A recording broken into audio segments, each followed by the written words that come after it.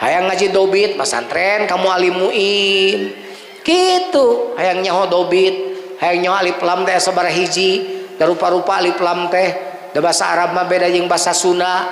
Boro-boro ngarep robah huruf, robah baris salah hartina, beda hartina. Doroba geus neungeul subjek, duriba diteungeul objek, beda gitu. Lain syakartum saja manu syukur, lain sakartum saja manu mabok.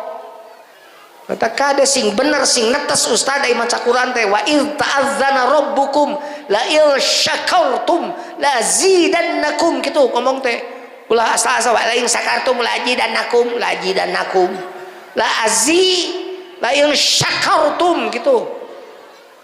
Tak kitu ai ngaji teh. Teu ngaji mah nyaho. Al fitnatu asyadu minal qatl. Fitnah teh lebih kejam tibatan pembunuhan. Pata ulah sok mitnah maneh kaing maling senal lebih kejam patan pembunuhan. Manya mitnah maling senal lebih kejam patan pembunuhan. Datang ngaji. Padahal al fitnatu dirinya mah kekafiran. Sabab ayah sahabat nanya ka Rasul, ya Rasul, ya teh bade perang Badar teh bulan puasa. Kumaha urang ngabunuh jelema keur puasa? Kumaha datang surat eta al fitnatu asyaddu minal qatl, ayat eta datang. Kakafiran mah leuwih asyaddu minal qatl daripada pembunuhan. Bunuh we kafir mah teh naon kitu teh. Jadi lain mitnah maling senal.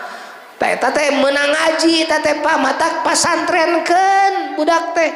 Cina jadi santri memiluan STQ, memiluan MTQ, insyaallah muludan ongko STQ jaba, masantren ongko jadi santri lengkap PKB, insyaallah anak anjeun bakal jadi anak-anak anu saroleh insyaallah.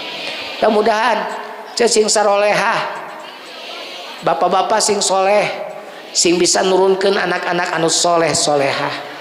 Geus geula teuing aing ngaji kulina mah sajam. Pud sabaraha menit pud? Eta tingali di dinyana si teh. Naon? Di Pareuman.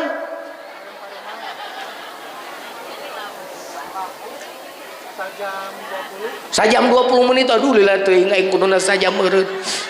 Sajam 20 menit lila teuing aing. Damplok mah geus dirapet ieu. Tapi memeh eta coba sarodakoh heula, biasakeun ngaji teh sodakoh cicing sia urang sholawat sodakoh mimitianlah ti dieu